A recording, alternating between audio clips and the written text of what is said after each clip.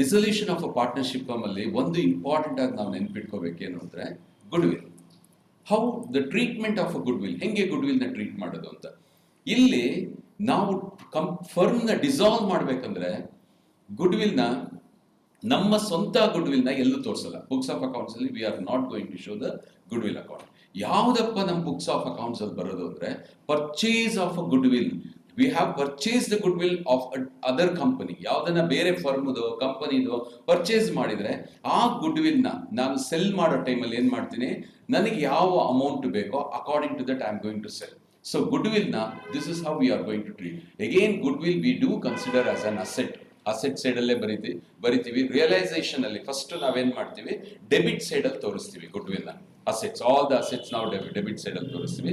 ನಾವು ಅದನ್ನ ಸೆಲ್ ಮಾಡಿದಾಗ when the assets are realise, when the goodwill are realise, we are going to show the goodwill on the credit side. ನಮ್ಮ goodwill ಅಲ್ಲ, the purchase goodwill whichever there is in the balance sheet, the same goodwill ನಾವು sell ಮಾಡಿ ಅದನ್ನ ಎಲ್ಲಿ ತೋರಿಸ್ತೀವಿ, credit side. ಇದೊಂದು ನಮ್ಮ ತಲೆಯಲ್ಲಿ ತುಂಬಾ ನೆನ್ಪಿಟ್ಕೋಬೇಕು. ಯಾಕಂದ್ರೆ ರಿಯಲೈಸೇಷನ್ ಅಕೌಂಟ್ ಅಲ್ಲಿ ಆಲ್ ದ ಅಸೆಟ್ಸ್ ಜೊತೆನೂ ನಾವು ಗುಡ್ ವಿಲ್ ಅಸೆಟ್ ಯಾವುದು, ಇಟ್ಸ್ ಅನ್ ಇಂಟ್ಯಾಂಜಿಬಲ್ ಅಸೆಟ್. ಆ ಇಂಟ್ಯಾಂಜಿಬಲ್ ಅಸೆಟ್ ನ ಹೇಗೆ ಟ್ರೀಟ್ ಮಾಡ್ತೀವಿ ಇದೊಂದು ನಮ್ಮ ಮನಸ್ಸಲ್ಲಿ ಇಟ್ಕೊಂಡಿರ್ಬೇಕು when we are doing a realisation account.